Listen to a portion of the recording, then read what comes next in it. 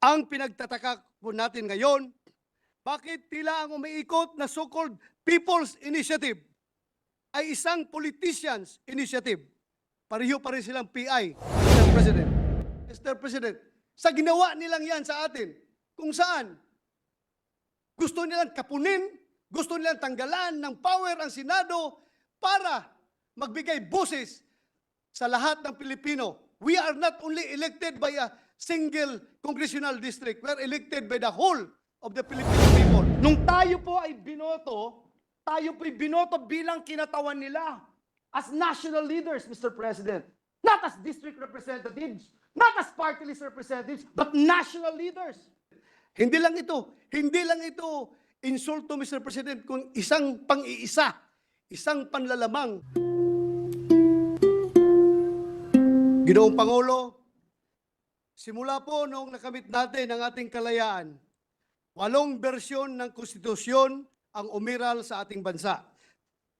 The 1989 Malolos Constitution, the Philippine Organic Act of 1902, the Jones Law of 1916, the 1935 Constitution, the 1943 Constitution, the 1973 Constitution, the 1986 Freedom Constitution, and our present Constitution, the 1987 Constitution. Sa 8 Philippine Constitution na aking nabanggit, tanging sa 1987 Constitution lamang po natin matagpuan ang People's Initiative bilang pamamaraan para amendahan ang konstitusyon. Isa po ang People's Initiative sa mga probisyon na nagbibigay ng kapangyarihan sa mamamayan na magpasimuno ng reforma sa pamahalaan. In the words of Justice Panganiban, in his separate opinion, in the case of Miriam Defensor Santiago versus Comelec, and I quote, "Initiative like referendum and recall is a new and treasured feature of the Filipino constitutional system. All three are institutionalized legacies of the world-admired EDSA people power. Like elections and plebiscites, they are hallowed expressions of popular sovereignty. They are sacred democratic rights of our people to be used as their final weapons against political excesses, opportunism, inaction, oppression, and misgovernance, as well as their preserved instruments to exact transparency, accountability, and faithfulness from their chosen leaders." End of quote. I repeat, Mr. President, it is a sacred democratic right of our people to be used as their final weapons against political excesses, opportunism, inaction, oppression, and misgovernance. Ito po ang isa sa purposes ng People's Initiative as envisioned by the framers of the 1987 Constitution. Pinahahalagahan po ng saligang batas ang gampanin ng mamamayan na siguruhin na patuloy na lalamanin ng mga pahina nito ang kanilang mga interes at kapakanan. After all government authority emanates from the people. However, if the people are being misled, deceived, and coerced to sign a piece of document proposing to amend the Constitution for a certain amount of money, then the initiative is invalidated.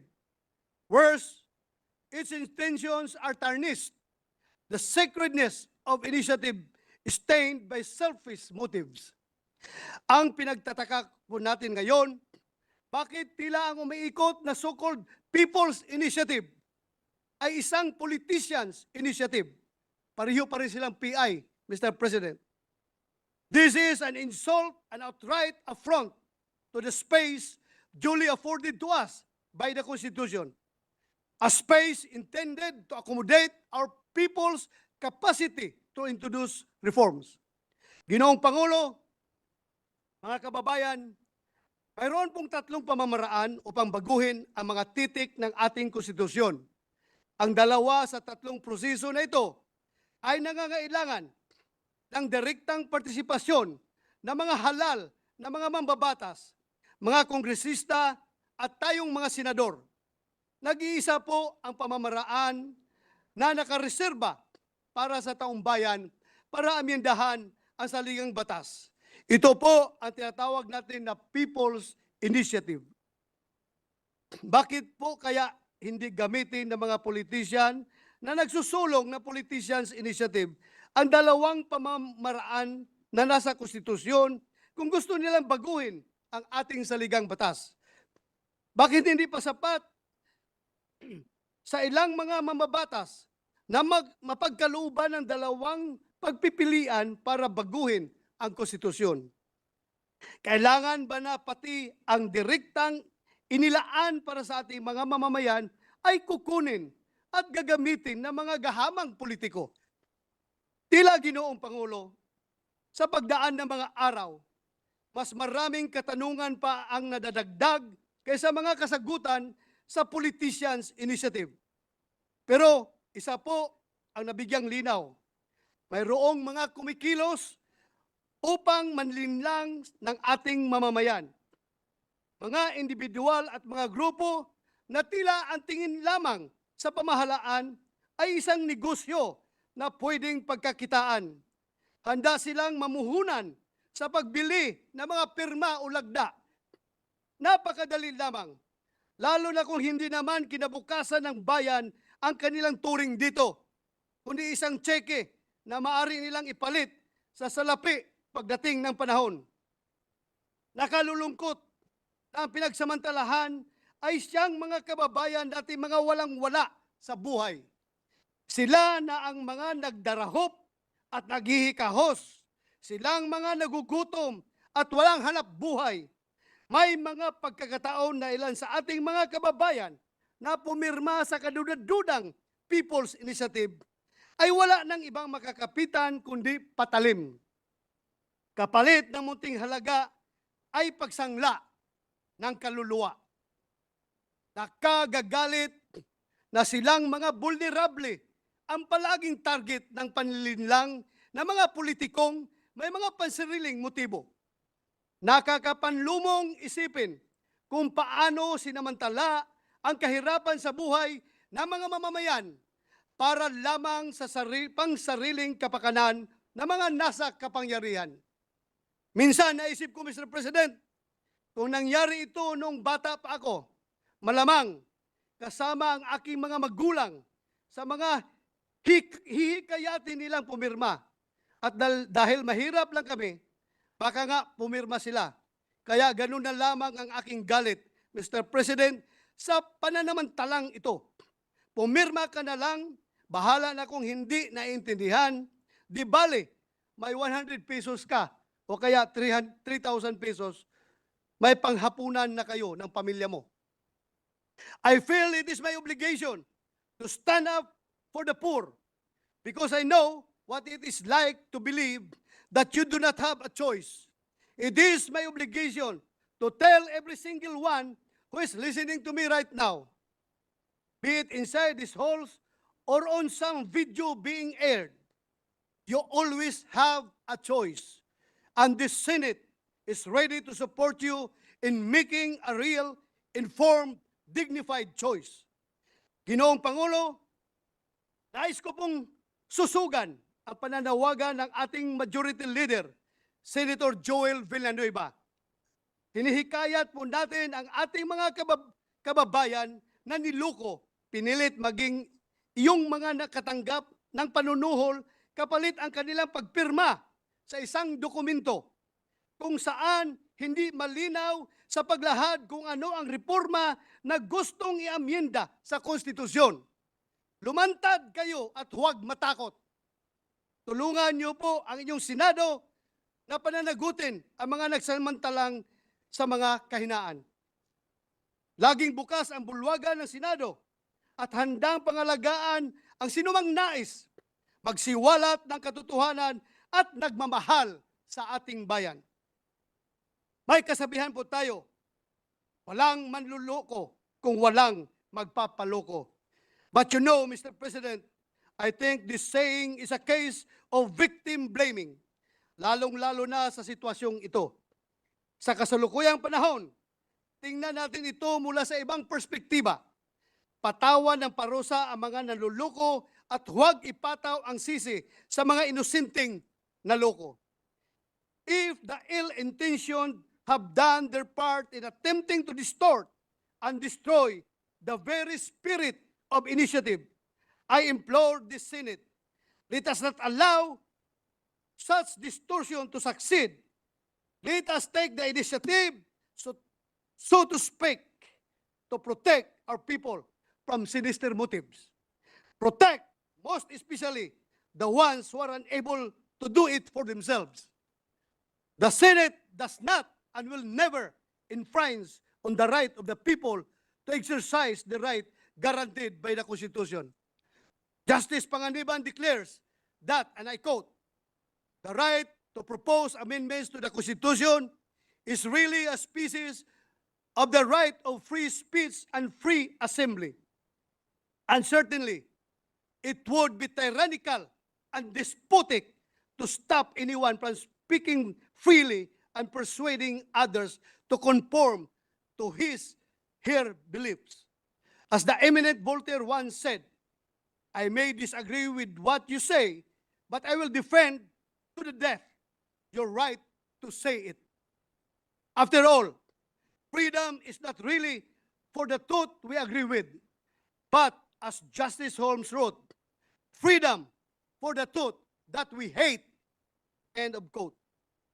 I would like to assure our Filipino people that the Senate, as the last bastion of democracy, does and always will support the people's clamor to institute reforms, whether this would be crafting laws or amending the Constitution itself. The Senate exists because of the people, and we will continue to push for the uplifting of the life of every Filipino. In the event that our people would come to truly believe that it is only through their own efforts that they can rewrite the letters of the Constitution to a form and content that they think embodies their ideals, I am sure that the Senate will be the first to support.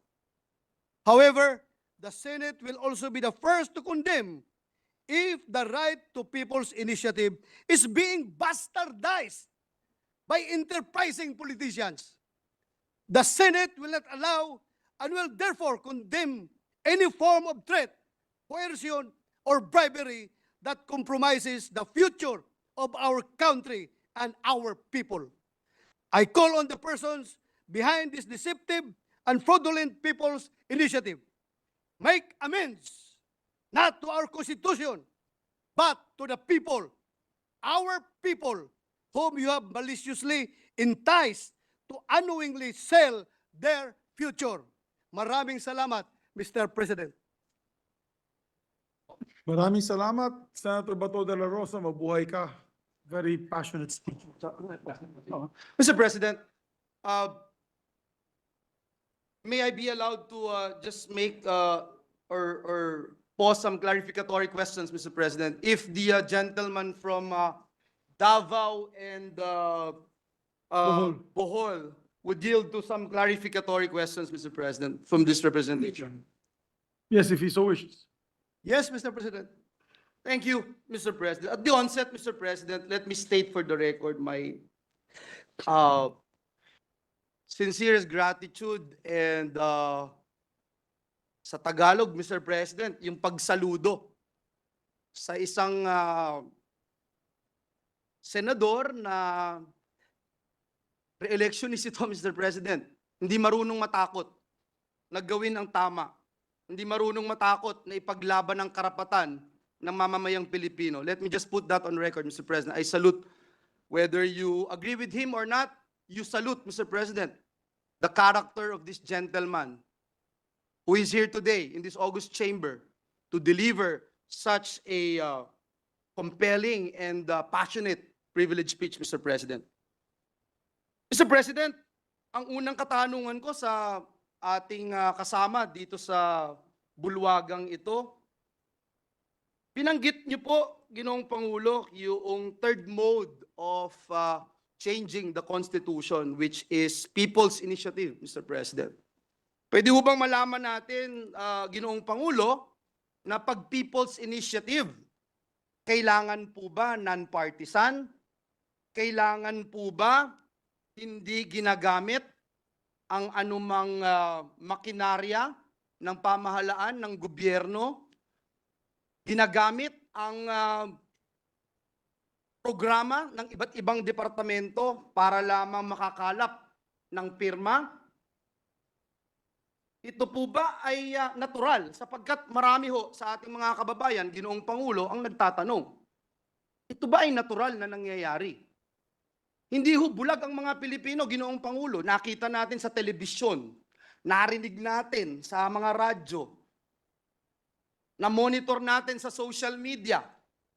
Isang kababayan natin, kaya ho ako'y bilib na bilib sa ating kasamahan dito sapagkat inilagay niya yung kanyang sarili doon sa mga taong binanggit niya na parang nagkakapit patalim na lamang, Ginoong Pangulo, sapagkat tama po ba natatanggap ka ng ayuda mula sa pamahalaan, programa ng pamahalaan, pero kailangan mong pumirma sa isang dokumentong hindi mo naiintindihan?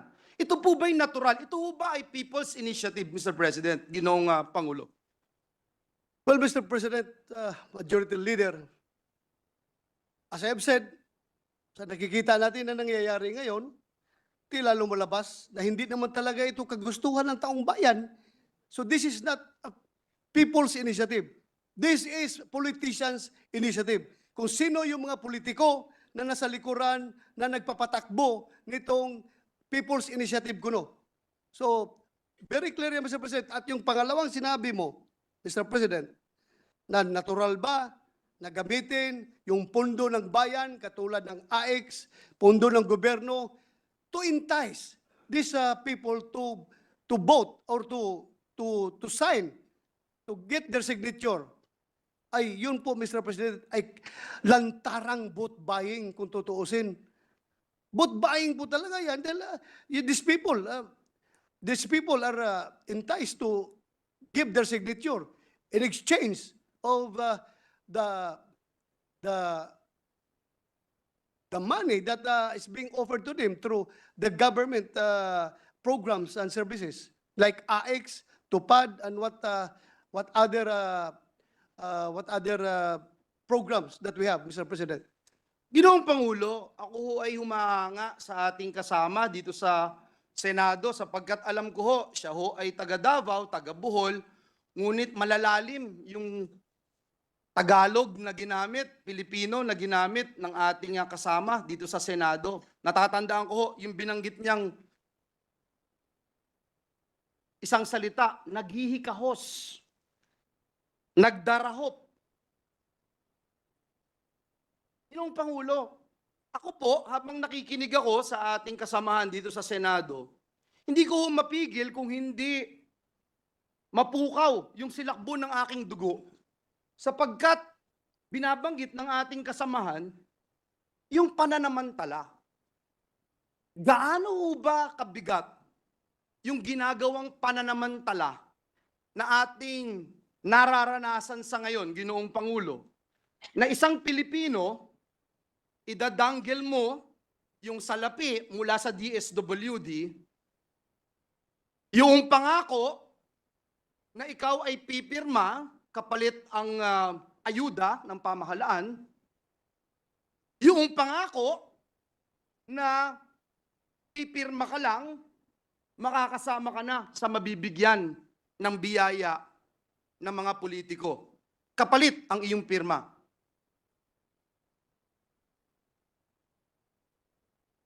Ito ba'y insulto, Mr. President? Ito ba'y insulto sa iyo, Mr. President?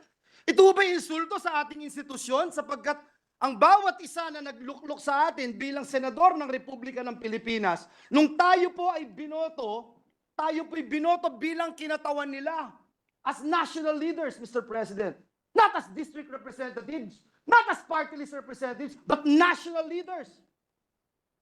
Is this an insult, Mr. President? Is this disenfranchisement, Mr. President? Disenfranchisement of the very sacred right of every Filipino, the right to suffrage, Mr. President.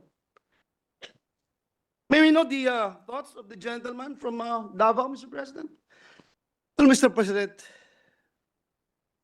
sa simula pa lang, talagang nakikita na natin na yung layunin nito ay iba, Mr. President. Because nobody dares to admit that they are the ones behind this so-called People's Initiative. Walang umaangkin. Pero sa Bisaya pa, Mr. President, ako'y natingala. Ako'y nagtataka. Bakit merong lumabas na timeline na nakaprogram na doon kung anong mga courses of action, anong mangyayari in the next coming days. Pero hanggang ngayon na ayaw nilang aminin na sino talaga ang nasa likuran nito. Very clear po, Mr. President. Ako po ay may nakausap na congressman. Hindi ko lang sabihin. Sinabi niya talagang instruction yan sa aming liderato ng Kongreso. Sa mababang kapulungan.